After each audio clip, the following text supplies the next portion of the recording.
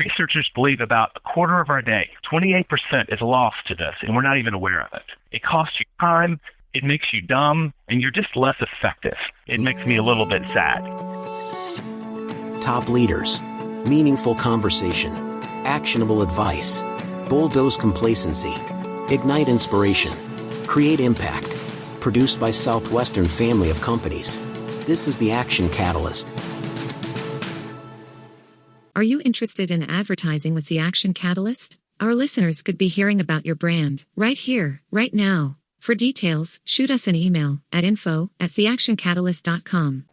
Jay Papasan is at Keller Inc., which is the publishing arm of Keller Williams Realty. And getting a chance to talk with Jay is exciting because Jay is also Gary Keller's co-author, and they've written several best-selling books, including The Millionaire Real Estate Investor, which was a New York Times bestseller, and then The One Thing. And The One Thing was a number one, or is a number one Wall Street Journal business bestseller. Jay is the co-author. He's here with us now. He is one of the most powerful people in real estate and just an awesome, awesome guy. So Jay, thanks for being here. Thanks for having me. So if people haven't heard of The One Thing, can you just, what is the main premise, kind of overall concept in a nutshell? We wanted to explore, how people get extraordinary results. Not average, but extraordinary. What's an approach that we can take for that? And for us, it was about focus. But we tried to come at it from a new angle. How do you identify the one thing, right? What's the one thing I can do such that by doing it, everything else is easier or unnecessary? What's the one thing I can do such that by doing it, everything else will be easier or unnecessary? You're looking for the biggest lever in your life to achieve your goals. And we wanted to help people identify that and then implement that thing. In The One Thing, Jay, kind of the opening part of the book, you talk about the lies of productivity. Before we talk about what we want you to do, we often say, what do we have to get out of your head? And in this book, we called it the lies. And the first lie, which we felt like was the number one, was this idea that everything matters equally. And I actually don't think people argue that or express it. They just act that way. And it's because our to-do lists are too full. Our calendars are kind of overflowing. I've had moments in my life where I was literally mapping out my days in 15-minute increments, and there are a lot of people who feel that way. We have a lot of opportunity to do stuff, and we have a lot of obligation. And I kind of compare the way we operate with so many things kind of stressing us out, the need to do them all, to like being a character in a B horror movie that runs up the stairs instead of out the front door. We make really bad decisions on how to spend our time. And so the antidote to that first lie was essentially, we want you to launch your days by identifying the things that you could do and then identify the handful that you really should do and then prioritize them from one to whatever. So that's lie number one. The second lie, if people have a lot, they're looking at all the things they might have to do. The other thing they're really tempted in this day and age to do is multitask. And we make a strong argument that multitasking is a lie. And the big crux there is that in reality, when we think we're multitasking, researchers call it switch tasking. If they call anything in their research or multitasking, it's just in the headlines so they can get it in print. But they call it switch tasking because what actually happens is we're doing our work and then we decide to switch. And that's instantaneous. It's like squirrel, boom, we're off to the next thing. The thing that they realized challenged us is when you switch tasks, your brain has to reorient to the new rules of the game. And there's a lag. If you've ever been writing a really complex email and maybe your spouse walks in and starts talking to you, they're talking to you. You can hear words in the air, but you actually don't comprehend them. And you say, oh, I'm sorry, what were you saying? And you repeat that. That's that lag time. And every time we switch between screens, stopping to interrupt our emails to pick up a phone call, we experience this lag time. And researchers believe about a quarter of our day, 28%, is lost to this, and we're not even aware of it. It's a huge loss. I mean, as an employer, I look, wow, I have 5 employees when I might need 4 if they were all just being efficient with their time. There's just tons of research out there that the funny one that always kind of, people say this is making me smarter or whatever. I can do all these things. There's a guy in the College of New London, and he did research into IQ tests. and he compared the results of people who were focusing. He compared the results of people who were having to multitask. They had to juggle emails and phone calls while they took an IQ test. And very hilariously, he compared them to people who were stoned. Nobody was surprised that on average, the people who were focused scored 11 points higher than the other two groups. They were shocked that the people who were stoned on average scored 6 IQ points higher than the people who were multitasking. So I could go through 6 ways. We don't need to go there. It costs you time. It makes you dumb, and you're just less effective. So we really tried to get people, if not stop multitasking all the time, when you're doing your main thing, your one thing, at least stop multitasking then. If I was actually more focused when I was at work, could I have more time with my family? I think there's a real human cost that I think about, and it makes me a little bit sad. The economic cost is one thing, but what's the cost to my family if I'm working late every day just because I'm not being as effective as I could be? So the next 2 lies are discipline life is a lie, and then willpower is always on, will call is a lie. And what we tried to break out 2 things. Discipline, one of the meanings for it is training yourself to do something until it's habitual.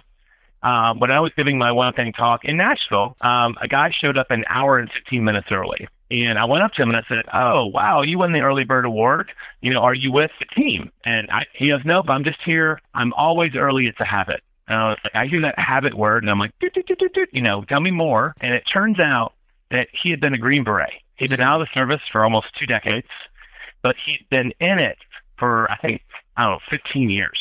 Wow. And he said, I was trained to show up early and observe, and I just can't shake the habit. Everywhere we go, we're early. We're early to dinner, to the movies. It drives my wife crazy. And I love that because it's a perfect illustration that in our sense, and when we were building our construct, we really wanted to hit on this idea that being disciplined all the time, which we go into in willpower, there is some science about how there is an ebb and flow to what we often call discipline, and I'm going to call willpower. But this other definition is, if you know what your one thing is, the very next thing you would want to do is make it a habit. Because if that became habitual, you work to build the habit, and then the habit would work for you. And kind of the big aha we had here was that when we looked at the research, like how long does it actually take to form a habit? Most people conventionally believe it takes either 21 or 30 days. But the most recent research we found, they had asked, I think, over 200 graduate students to take on a new health habit. Anything from drinking 8 glasses of water to quitting smoking, whatever they wanted. And for a year, they followed them around and said, did you do it, yes or no? And how hard was it every single day? And what they discovered is that on average, around 66 days is when it got as easy as it was ever going to get. So it takes us about 3 times as long as most people think to form a habit, even on average. We want to at least keep our foot on that pedal, right, for that long. And so that was the discipline thing. So clarify the willpower part. So then what's the distinction? What would you call willpower?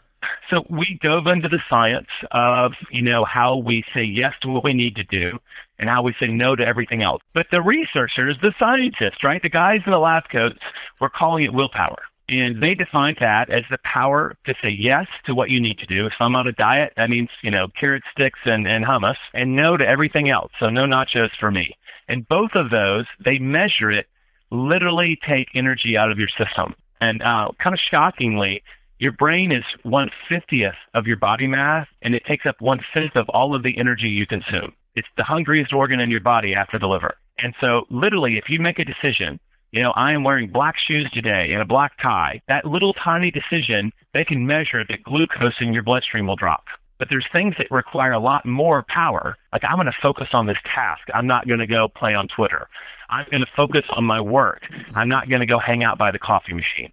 Saying no to those temptations and saying yes actually uses a lot of energy. And that was our big aha, is that what you're calling discipline and what we're calling willpower is actually really fragile. It's a lot more like the battery on an old phone that's always going to zero and you have to plug in all the time. So for us, our big aha is you tend to have the most in the morning. That's when it's always highest, and you can replenish it by eating properly. So we tell you, give willpower the time of day and feed it. It's not that willpower is hungry. I think about kids, right? You have a kid, a young child. What does a mom do for a young child every day around 3 o'clock? A snack. That's like an essential thing. They come home from school. The first thing they do when they've outgrown the nap, they get both after a certain age. They get a snack. they've used up all of their discipline at school sitting in their chairs straight, walking in line, waiting. And so we tell you, make it a habit in the morning, right? You're one thing, do it in the morning and you naturally have the willpower to say yes to it. And then throughout the day, if you look in my office, I've got power bars, I've got nuts, I've got foods that are high in protein and complex carbohydrates because I want my brain to have all the discipline or willpower it needs throughout the day. And those tend to feed your bloodstream for long periods of time versus just spiking it with sugar. But we wanted to talk about making things a habit and managing that discipline willpower thing throughout the day itself. And I've kind of observed, open floor plans have been kind of all the rage. And they've looked at some of these, and they do foster more creativity, but they haven't necessarily fostered more productivity. And my theory, and it's not been measured yet, is if I'm in an open office and I'm in an environment full of distractions, I'm using a lot of my willpower just to focus on the task at hand. And, we have noise-canceling headsets. In our office, in the cubes, people literally put up like shower curtains, and they do all kinds of things to try to get more focus so that they have to, the distractions take less of a toll. But I do think that, an environment is one of the things that I became aware of. Does your environment support your work and your focus? Because saying no to all that stuff can be really tough. No. How do I know what my one thing is? And I know that kind of comes back to the premise that we started with, but do you have any practical ideas for how to find the thing that by doing it, everything else becomes easier or not necessary? On the simplest level, we wanted people to put down the book and ask that question. What's the one thing I can do such that by doing it, everything else will be easier and necessary? And for a fair number of people, they kind of know what it is and they feel guilty for not doing it. They just haven't been told that, you know what, you're smart enough to know your own answers. For those that are still struggling, and I find especially a lot of younger people, maybe people going through transition, it's the idea of thinking, what's my big reason for being here? And then you work backwards to, and what do I need to be doing right now? I love it. Well, Jay, thank you for making the time here. Thank you so much, Jay, for being here. Thanks. If you enjoy this podcast, please make sure to subscribe. And to stay updated on everything that the Action Catalyst is up to, make sure to follow us on Facebook and Instagram at Action Catalyst Podcast and on Twitter at Catalyst_Action. And thanks for listening.